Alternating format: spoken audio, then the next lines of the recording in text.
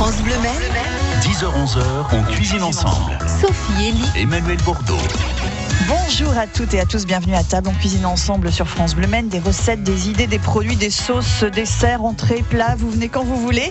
Et quel sera le menu, Emmanuel, ce matin ? Plein de choses dans le panier, du cidre, des lasagnes, un crumble, du poulet, il y aura plein de choses.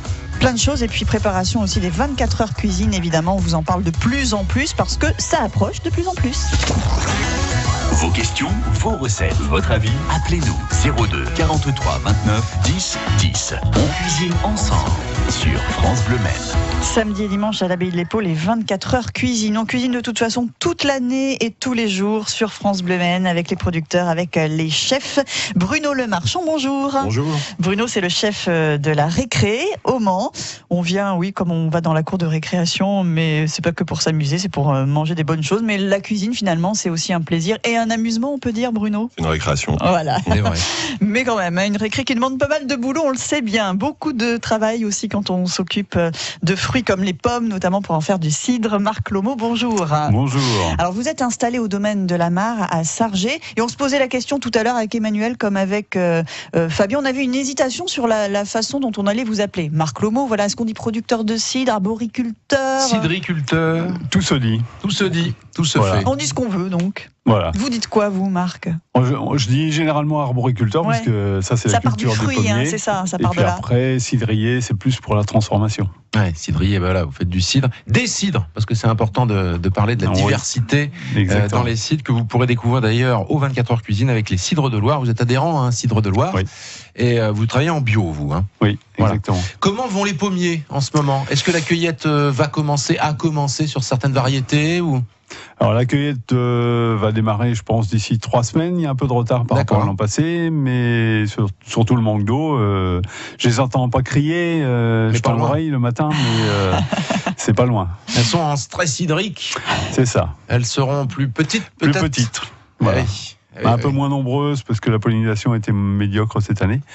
Trop d'eau au printemps. Hein. Trop d'eau au printemps, Ah, et puis oui. après pas assez. Donc voilà. Et ça va se ressentir sur la production Alors de ça va se cidre. ressentir sur le volume de production ouais, de bien pommes. sûr. Par contre, sur le côté qualitatif, non, Ouais. parce que l'arrière-saison est quand même positive, il y a du soleil. On rattrape donc on tout devrait ça, en avoir fait, une bonne hein. maturité. Ouais, des goûts peut-être plus concentrés cette année dans les cidres. On risque d'avoir ça, oui. Ouais, parce que vous voyez, on parle avec Marc Lomo comme si je parlais à un viticulteur. Bah, c'est ça qui est le même formidable dans principe. votre métier. Hein. C'est la même chose.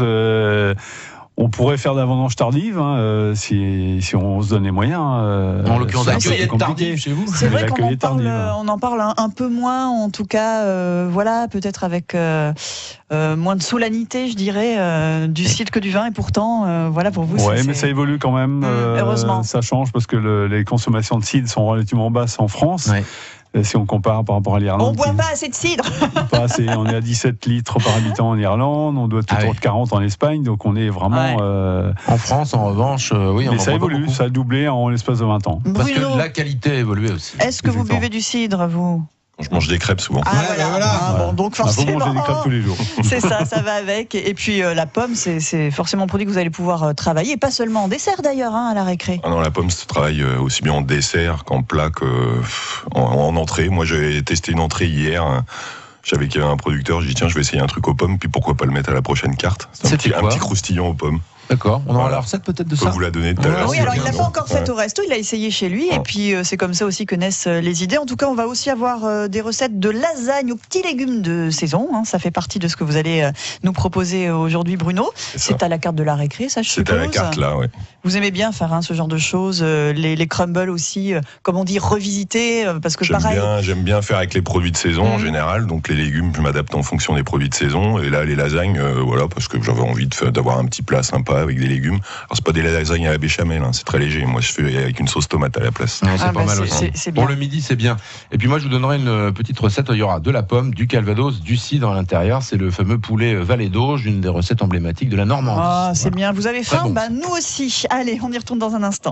10h-11h, Emmanuel Bordeaux, Sophie Elie on cuisine ensemble. sur France Bleu Maine. Il aurait peut-être été sélectionné avec un dessert à base de poire, Yannick Noah. On ne Mais sait pourquoi pas. En tout cas, on a des candidats sélectionnés pour le concours des 24 heures cuisine. Ce sera ce week-end. Il y a des partenaires, évidemment. La Maison Prunier, par exemple, avec un panier à gagner dans le jackpot. Et puis les cidres de Loire, un petit mot sur cette association, finalement, dont vous faites partie aussi, Marc Lomont, en tant que producteur. C'est pour mettre en avant le fait qu'on ne fait pas du cidre qu'en Normandie, par exemple. Et qu'en Bretagne. Exactement, vous avez tout résumé. Voilà. On en a aussi chez nous et c'est du bon cidre. Voilà, un petit manque d'identité locale. Voilà, il y a le cidre du Maine, bien sûr, qui est plus restreint. Mais Cidre de Loire a permis de regrouper un peu les départements qui travaillent déjà ensemble, mais qui manquaient de reconnaissance vis-à-vis des régions extérieures. Oui, surtout qu'on en fait pas mal quand même. En Sarthe déjà, Maine-et-Loire, Indre-et-Loire, tout ça, il y a des. On fait pas mal de cidre, on en buvait aussi beaucoup. En Sarthe aussi, c'était quand même la boisson un peu emblématique des fermes. Tout le monde faisait son cidre. Des fermes et dans le domaine du bâtiment également dans les années 30, il était consommé énormément de cidre sur les chantiers de travaux publics. D'accord, beaucoup plus que de vin. C'était beaucoup plus. Et les gens livraient des barriques sur les chantiers de TP. C'est la proximité de la Normandie aussi, on est quand même pas loin. Non, pas loin. Ça. Et puis de la Bretagne, on n'est pas loin. On est coincé un peu entre les deux. Mais... Fresnay-sur-Sarthe, en fait, c'est les zones limites d'appellation des appellations de Normandie. Ouais. Et il y a le Perche sartois aussi, qui cherche à avoir une AOC. Mais c'est une autre histoire. Pour faire du cidre, il faut des pommes, Emmanuel. Et avec des pommes, on peut faire des belles choses. Juste un petit aperçu de la recette que vous avez testée hier, Bruno, parce que vous testez évidemment avant de proposer à la carte, c'est mieux en général. Si on vous dit au client, alors vous en pensez quoi, c'est pas bon, tant pis, on le refera. Mais là, vous avez une recette qui va très certainement se retrouver bientôt au menu. Il y a des chances, j'ai essayé hier, vu que je savais qu'il y avait un producteur de pommes et de cidre qui venait, j'ai dit, tiens, je vais essayer de faire un truc aux pommes et cidre, puis en prévision de la prochaine carte. Donc j'ai fait un petit croustillon avec des feuilles de brique, un petit croustillon aux pommes, donc une petite compotée de pommes revenue avec du cidre et un petit peu de cannelle, sel, poivre. On fait évaporer le cidre un petit peu pour que les pommes soient un peu fondantes, pas trop non plus pour faire une confiture, parce qu'elles soient un petit peu craquantes. Après, je plie la feuille de cidre de brique en 3, dans le sens de la longueur. J'incorpore une tranche de jambon blanc, c'est mieux. On peut faire avec jambon de pays, mais ça va être un peu salé. Après, je la replie en 4 pour faire un petit carré de 5 cm sur 5. Je mets un petit peu de compotée de pommes que j'ai fait avant. Un petit bout de camembert, préférence au lait cru, plutôt moelleux, pas un truc trop sec. Ouais. Et je passe au four 10 minutes. Et là, on se retrouve avec un petit croustillant tout super simple, bon. On sert ça, et pas mal ça sur un petit lit de salade avec un petit cidre, évidemment. Un cidre. Voilà. Alors, qu'est-ce qu'on va choisir comme cidre pour accompagner, par exemple, parce qu'on peut faire des accords, évidemment, tout comme on le fait avec le vin. Quelle variété de pommes on pourrait utiliser dans la recette de Bruno? Alors aussi, oui. Alors, pour accompagner ce type de plat, je dirais, je mettrais plus volontiers le généreux parce qu'il est assez charpenté. Vous avez fait référence au camembert déjà, donc ça va vraiment prendre déjà la bouche, pas mal. Donc l'avantage du généreux, c'est qu'il a du corps. C'est un brut, hein? C'est un demi-sec. Demi-sec, d'accord. Mais en fait, on se plante souvent, c'est surtout l'assemblage en fait qui permet d'avoir un peu de pommes amères et qui vont persister en goût. L'insoumis, on va l'associer davantage à des poissons, des viandes blanches. Alors l'insoumis, c'est lequel, Marc? Alors l'insoumis, c'est celui qui a une proportion de variété plus acidulée. D'accord. Voilà. Et l'acidité avec le poisson rappelle un peu du citron, des choses comme ça, évidemment. Voilà, exactement. Et puis après l'insoumis, on sait très bien, on se demande pourquoi il plaît beaucoup aux femmes, mais voilà, en tant que nom déjà. Il l'a préparé ce matin, celle-là, dans la voiture de Sarget ici. Tiens, je vais placer l'insoumis. En même temps, pardonnez-moi Marc, mais vous nous l'aviez déjà proposé, celle-là, quand vous étiez exactement, mais on s'en lasse pas. On s'en lasse pas. Non. Il faut toujours rappeler.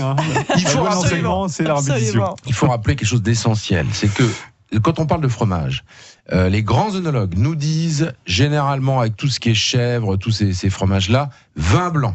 Vin rouge très très peu avec certains fromages, mais alors c'est vraiment à la marge. Mais surtout pas avec le camembert d'ailleurs. Et avec le camembert, on conseille un cidre. Ah bah très bien. Les grands œnologues vous conseillent de boire un cidre avec un camembert. A priori, c'est le meilleur, meilleure alliance. On va forcément boire du cidre avec la recette de Bruno. Et juste une chose sur les pommes qu'il va utiliser pour sa recette. Je sais pas ce que vous utilisez comme variété. Ouais, plutôt de la golden, la pomme assez gourmande, voilà, qui se tient bien, golden ou. D'autres variétés que j'ai pas en tête aujourd'hui. Marc, une idée de ce côté-là pour travailler la pomme en cuisine? Alors pour travailler la pomme en cuisine, vous êtes plus expérimenté que moi parce que le problème c'est la tenue à la cuisson. Ouais, voilà, c'est ça. Donc après vous avez le choix. Il y a 4 grandes catégories: douce, acidulée. Donc c'est les deux que vous utilisez probablement beaucoup en cuisine. Et après, tout ce qui est amer, douce amère, évidemment, c'est plus dans la transformation pour les qu'on va cidres. utiliser justement, Voilà, pour récupérer les polyphénols, les tanins, qui ont ça, chacun leur particularité. Si vous cuisinez au cidre à la maison, eh bien, venez partager vos recettes avec nous. Recettes d'Emmanuel à suivre sur France Bleu Maine. Et puis, on va aussi s'intéresser aux lasagnes et aux crumbles de Bruno Lemarchand. On cuisine ensemble sur France Bleu Maine. 10h-11h, Emmanuel Bordeaux, Sophie Elie on cuisine ensemble. sur France Bleu Maine. Avec Marc Lomo et Bruno Lemarchand, entre les pommes, le cidre, le jus de pomme aussi, bien sûr. On était en train d'évoquer la possibilité de faire des sauces à base de cidre, évidemment. Et notamment, pourquoi pas, un bourguignon. Un jour, vous essaierez, Bruno, le bourguignon au cidre. Oui, on vient d'en parler un petit peu. Ça à faire. Ouais, parce qu'on peut le faire évidemment au vin rouge, la recette traditionnelle. Il y a au vin blanc, si vous aviez essayé, Bruno, après. C'est pas mal au vin blanc aussi, de faire un bourguignon, mais alors au cidre. Et puis, petit clin d'œil à Pascal Thomery qui était avec nous hier d'ailleurs et qui nous écoute très certainement. Pascal, merci. Un jour, fais-nous ton fameux bourguignon au cidre, s'il te plaît. Refais-nous ton bourguignon au cidre, s'il te plaît. En attendant, Bruno, des lasagnes un peu plus légères, s'il vous plaît. Des idées pour les rendre légères, ces lasagnes. Des lasagnes d'été. On évite la béchamel déjà. Voilà. C'est un peu lourd. Et d'une. Et à la place, pour remplacer la béchamel, en fait, pour donner le côté liquide et le côté crémeux, moi je fais une sauce tomate maison. Donc basique, sauce tomate, on prend des tomates bien mûres. Il y en a en ce moment. Entières. Il y en a en ce moment, à gogo, ouais. Entières, je m'amuse pas à enlever les pépins, tout ça. Je les fais revenir avec des oignons, de l'ail, un peu d'herbe, un peu d'huile d'olive. On laisse réduire un petit peu, on mixe tout. Et pour enlever la peau et les pépins, on passe au chinois ou à la passoire si on n'a pas de chinois. Ça nous fait une base de sauce tomate. Après, les lasagnes, c'est une des lasagnes de légumes au thon, là, en ce moment que j'ai à la carte. Donc, légumes, c'est les légumes qu'on a de saison. Donc là, on va finir sur les courgettes, les aubergines, vont arriver les courges, les carottes, tout ça. Rien. Les légumes, peu importe. On fait une petite brunoise, on changera en fonction des légumes qu'on aura sur le moment. La recette peut aussi bien fonctionner l'hiver que l'été en fonction des légumes qu'on a. Et donc moi je fais une petite brunoise de légumes que je fais revenir coupée en petits cubes, que je fais revenir dans l'huile d'olive, sel, poivre, les épices qu'on a sous la main. Moi en ce moment ça va être basilic parce qu'il y en a encore. L'hiver, on va être un peu plus sur des trucs secs, donc on va prendre des herbes de Provence. Donc je fais cette base-là. Après je fais bouillir de l'eau pour faire tremper mes feuilles de lasagne. Pour vraiment pas qu'elles soient dures. Ah, après cuisson. Ouais, pré-cuisson. Pour que, en fait, moi, ça, c'est un truc de restauration, c'est que ça part après plus vite en cuisson. Ouais, aussi. Nous, on réchauffe plus vite comme mais ça. Sinon, souvent sur les boîtes de lasagne, on voit qu'on peut les faire cuire directement et ça marche pas toujours. Ouais, voilà. Ça, bon, après, ça marche, mais ça demande plus de temps de cuisson, en fait. Voilà, puis souvent, elle se relève un peu, la lasagne, elle devient craquante. Alors, ça plaît à certains, mais on n'a pas une belle présentation aussi. Et puis là, on la travaille comme on veut. Donc, moi, je fais ça dans des caclons individuels. Donc, je découpe ma feuille de lasagne en fonction de mes caclons et comme ça, je fais les couches qui me plaisent. Donc moi je fais ça comme ça au restaurant, je coupe mes feuilles de lasagne, je beurre le moule, je coupe ma feuille de lasagne au fond, je mets un petit peu de ma brunoise de légumes mélangée avec la sauce tomate que j'avais fait avant. Ouais. Voilà, il y a plusieurs étapes. Après je mets du thon, on peut le faire avec du saumon. Moi en ce moment au resto c'est du thon frais. Donc rouge si on a les moyens, sinon on peut acheter du thon albacore, mais préférant chez le poissonnier plutôt qu'en congelé. Donc ça on peut le faire revenir aussi un petit peu à la poêle, juste un aller-retour parce que le thon c'est très sec, donc trop de cuisson c'est étouffe chrétien après. Donc je mets des petits bouts de thon émiettés dans ma première couche de légumes, recouche de lasagne, recouche de légumes, recouche de thon, recouche de lasagne, et je finis par que la brunoise de légumes au-dessus et parsemé de gruyère. Et je passe ça 10 minutes, un quart d'heure au four en fonction de la puissance du four. C'est à la carte cette semaine, là ? Là, j'ai ça à la carte en ce moment, jusqu'à la prochaine qui va bientôt arriver. D'accord, super. Voilà. On va aller manger, je crois, à midi, là. Marc, vous êtes gourmand, vous aimez bien manger. Oui, ça se voit pas sur moi, mais je suis gourmand. C'est quoi vos plats emblématiques ? Emblématique plutôt viande blanche, voilà, un peu crustacé, un peu poisson aussi. Et vous buvez quoi avec tout ça ? Bien sûr, du cidre. Je ne vais pas vous lire matin, midi et soir, mais presque. Non, quand même pas, bien sûr. Mais c'est vrai que cette association cidre pour accompagner les plats et puis le cidre pour la cuisine, il en sera question bien sûr ce week-end puisque les candidats du concours amateur, Emmanuel, seront amenés très certainement à cuisiner avec du cidre. Exactement. Alors je ne dis pas quand, si c'est pour les quarts, la demi, la finale, parce qu'on impose des produits au dernier moment aux candidats et puis après ils choisissent en plus dans le garde-manger fourni par le Fenouil, donc il n'y a que du produit bio. Et de la viande labellisée, et il y aura du cidre de Loire aussi, donc en plus ils ont la chance de travailler avec du très beau produit. Et il y aura du cidre à un moment donné, accompagné d'un Je peux pas le dire. Non, mais vous ne le dites pas. Non, il ne faut pas révéler. Produits bio, d'ailleurs, c'est important. On parlera un petit peu de cet aspect des choses avec Marc Lomo dans un instant.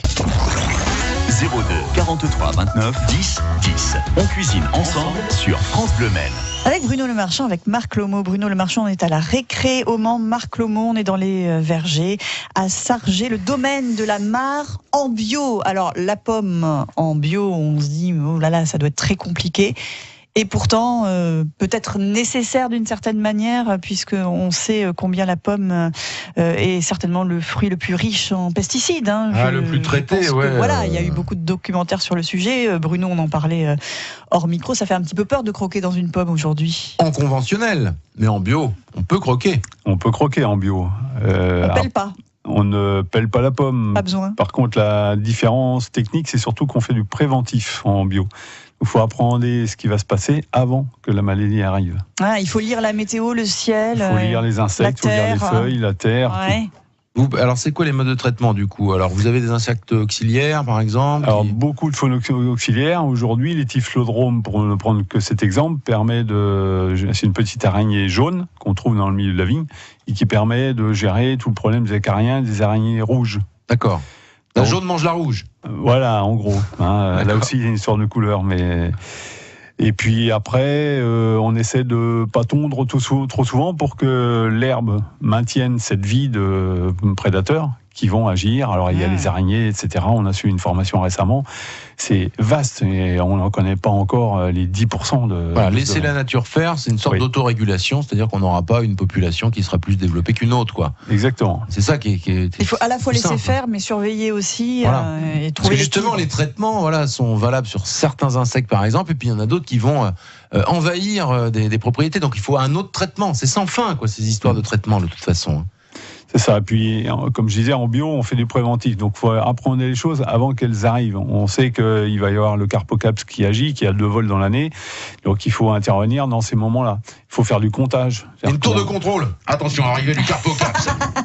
En gros, c'est ça. On fait du frappage sur les branches avec une feuille blanche en dessous. Et quand on sort X insectes à partir de 100 frappages, on se dit oui, il faut intervenir. Allez, ou pas. Les araignées jaunes, préparez-vous, c'est parti. Voilà, donc si vous voyez Marc Lomo taper sur ces arbres, c'est pas un fou, c'est en train de travailler. C'est pas une punition. Avec une feuille blanche en dessous, il n'est pas bien. Petite recette, grande recette même, Emmanuel. Rapide, poulet Vallée d'Auge, avec évidemment les bons produits de la Normandie, c'est-à-dire de la crème fraîche, du calvados, du cidre, des pommes. Et nous, on va prendre un bon gros poulet fermier de Loué pour faire cette recette. On va couper le poulet, donc généralement quand on le coupe, on a 8 morceaux après. On sépare bien les ailes, le filet, les cuisses. Vous commencez par les morceaux les plus durs, c'est-à-dire les cuisses, les ailes, la carcasse. On fait revenir ça, moi j'aime bien, dans l'huile d'olive, mais comme là, on est chez nos amis normands, vous mettez un peu d'huile d'olive et vous mettez un gros morceau de beurre. Voilà, ça compensera. Voilà, faut pas oublier huile et beurre pour pas que le beurre brûle parce que ça devient un peu cancérigène puis c'est pas bon. Donc on fait bien dorer comme ça les morceaux de poulet dans une belle cocotte en fonte, ça serait parfait. Et puis après on va faire un beau flambage au calvados. Comment on flambe ? On prend une petite casserole, on fait chauffer le calvados, on met le feu dedans et on verse dessus. Et là c'est magnifique, ça va attendrir la viande, ça va donner un bon goût. Une fois que vous avez fait ça, on va recouvrir de cidre.